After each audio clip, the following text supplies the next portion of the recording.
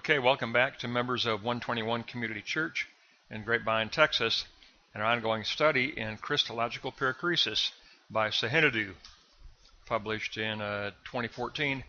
We're going to take a look at the first half of chapter 6, which deals with Trinitarian and Christological Perichoresis.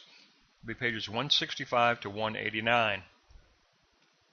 Let's get started with block 1 on becoming completely one in Christ. A new cosmology. We must reaffirm the relationship of God with humanity and with creation, and then reverse our current cultural trend. Reversing the cultural trend, we must posit regeneration as a conceptual paradigm. And that will decide what is real, and we must negate anthropocentrism. Regeneration becomes our conceptual paradigm. Domination theology currently reigns. Structures of mastery abound, motivated by commerce, motivated by profit. The Perichoretic worldview recognizes the intrinsic value of the earth and works to restore the earth story.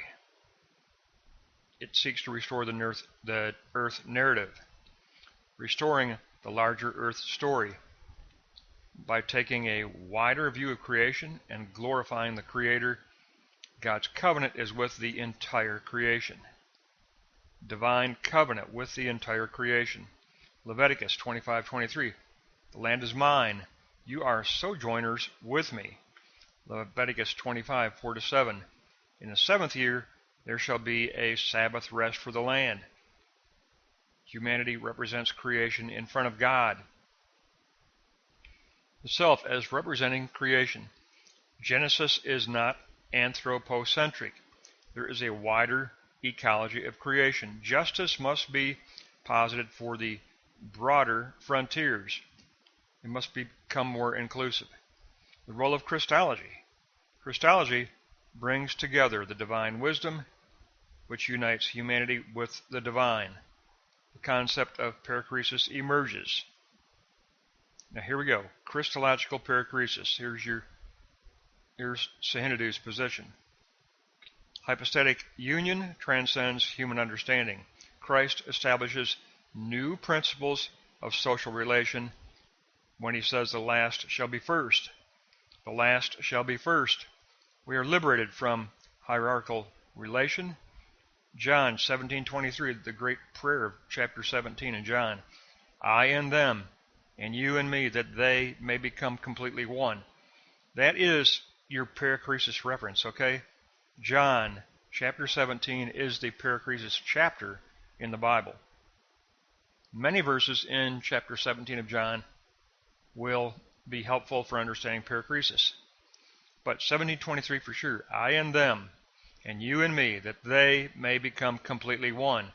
We are completely one in Christ, meaning that through Christ we are lifted into reunification with the Father. Through Christ we are lifted and lifted and lifted to reunification with the Father, with the eternal triune Godhead. Very powerful and very important to remember that the heartbeat of the Bible is John chapter 17, because it is it's called the priestly prayer, but I call it the genuine Lord's Prayer. All of John 17 is Christ praying for believers. Praying for believers. It's a beautiful chapter. It is the heartbeat of the entire Bible. But it also is a testimony to how Christ lifts all believers into reunification with the Father. Very important chapter, but especially take a look at John 17:23. Now we have our perichoresis reference. Let's move on to block 2 and take a look at covenant and perichoresis. The covenant with nature. God's covenant transcends authoritarianism. We posit cosmic sacredness. The divine nature finds its image in the human being. Covenant and image of God. Gregory of Nyssa saw nous mind as the seat of the image of God. But understanding God is beyond reason. It is beyond concept. Understanding must pass through Christological perichoresis. Therefore, Block 2, Note 3, covenant with creation and self as divine image equals covenant understanding through perichoresis. There's your equation. Covenant with creation and self as divine image equals covenant understanding through perichoresis. That will negate anthropocentrism, uniting the cosmos with the divine within Christ. For Moltmann, that is located in the inner Trinitarian sacrificial life. And that's a good time to give you the Moltmannian definition of perichoresis again, which I will do from time to time. For Moltmann, perichoresis is a circular, triune, rotating enclosure that encloses all of creation. Perichoresis is a circular, triune, rotating enclosure that encloses all of creation. That is Moltmann's definition. One more time.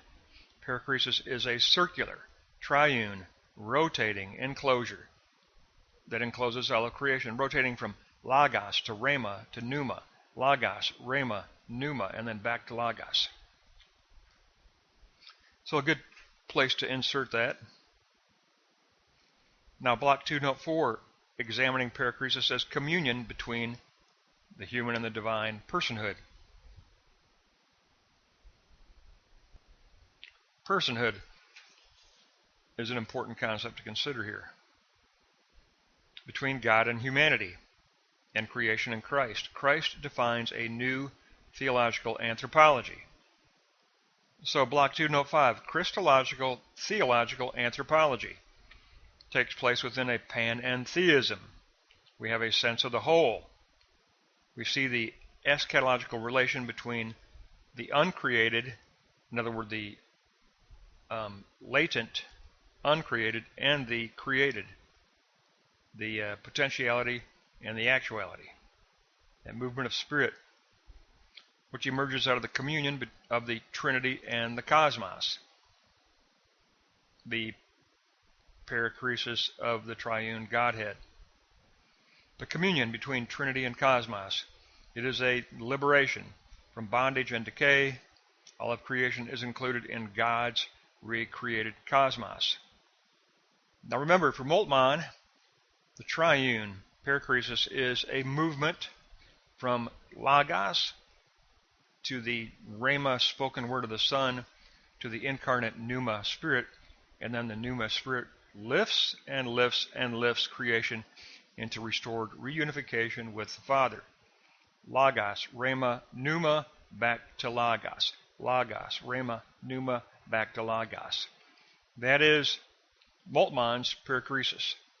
So we get a beautiful beginning here in Block 1 and 2. We definitely have a beginning with John chapter 17. So now we move on to Block 3, recreating a new worldview. How does John chapter 17 help us to form a new worldview? Because it certainly does. When you read of the reunification in chapter 17, that it is through the prayer, through the intercession of Jesus Christ, through the mediation of Jesus Christ, who is at the right hand of the Father, interceding for his elect. At the right hand of the Father, still working, still interceding for the elect. That will cause you to shape a new worldview. Now, 3:1, negating dualism, negating a dominating nature toward creation, participating in the communion with the divine life. Through Christological perichoresis, we pass through Christ to find that communion. Perceiving relation between the divine and the cosmos. And the interchange between, I love this, the interchange between eidos, idea, and spoken logos. Now, spoken logos is rhema, but eidos, idea, would be our conceptual understanding of God's kingdom, but that has to become practical. That has to go into the world as ministry. It has to become spoken logos. It has to become spoken. So, and that is a metaphor for actualized. So we've got to move from idea, eidos idea, to praxis ministry. I like that point being made here by Sahinidou. I like that. As the logos recreates logoi actualizations, as reunification in Christ. 3:3. logoi, actualization as reunification with the triune Godhead, which includes negating Gnosticism and affirming God's good creation. There is the divine presence in creation, discoverable in his traces. Through spiritual vision, through spiritual hearing, we recognize the traces of God's presence in our history, in our creation. The divine presence in creation. Our whole being is a member of the ecosystem, and the actualization of God's image is through humanity, Romans 1:20, which depends on creation as well. 3:5, the actualization of God's image as dependent on humanity and creation. Each being has a place in God's cosmic web of life, which means we negate dualism. Christology comes to have a cosmic dimension. Colossians, Christ is the cosmic Christ. Go to Colossians chapter 1. 3:6, Christology has a cosmic dimension in Perichoresis, proceeding from the triune divinity. Logos becomes recreator through Christ, the Rhema, spoken word. Incarnation reveals the cosmic context of our triune history. Christ's resurrection is bodily resurrection, addressing every aspect, the physical aspect, every aspect of creation. 3:7, the triune cosmic history. Kenosis becomes triune eternal mover, or triune eternal movement, because creation began with God's love. He constricted himself to make room within himself for creation to take place in the first place. Creation began with kenosis. Incarnation began with kenosis. And it is a kenosis within eschatological time. Logos as recreator enters into the cosmos. Which worldview should we affirm? It should be holistic, it should be organic, where God is imaged in the whole of creation. Creation becomes a trace icon of God. I like that. Where we have almost a aesthetic relation to creation. And you know, Hegel discovered that in his philosophy because he had that counterblow movement that even when you reach conceptual certainty, you have to fall back into the aesthetics because there's something more than concept, there's something beyond concept. And that is true of our theology as well. So creation does offer trace, iconic, aesthetic glimpses, traces of God's presence. And we recognize those not immediately as concept, but we initially recognize them at the level of aesthetics. It's a kind of a emotive, gut emotive feeling that is grasping with the heart, not with the mind. It'll inform our mind, but we grasp with our heart. We grasp aesthetically. So I like that concept. Again, Sahinidou, very good. Trace icon of God. God as oikos. God is absolute reality. God is context for our theology. So I like that, oikos. Which means that all of creation dwells within God.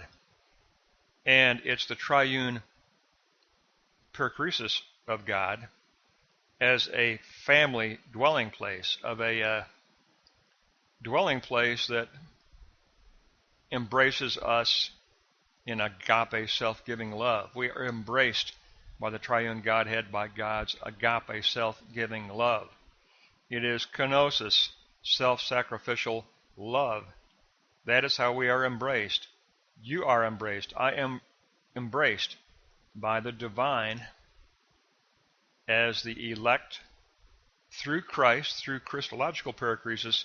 We are gathered into a movement toward theosis or reunification with the Father. Beautiful lesson. I'd like the fact that I'm really becoming impressed with Sahinidou because she's making some very important points here that I really do like that they are getting some emphasis. Very much like the fact that she goes to John chapter 17. That is a critical chapter for understanding Trinitarian perichoresis and for understanding Christological perichoresis. It is the prayer of Jesus Christ. All of chapter 17 is Christ praying. And he prays for the apostles, but then he says that he prays for all who will come to believe. All believers. So it's a prayer for us. It's a prayer for us. And it does, 17:23, it does say, I in them and you in me, that they may become completely one. We are taken up into the reunification with the Father and the triune Godhead. What a tremendous promise in John chapter 17. But this entire lesson was very, very good. It does give us the first half of chapter 6. Our next lesson we'll pick up 6b, and we will conclude chapter 6.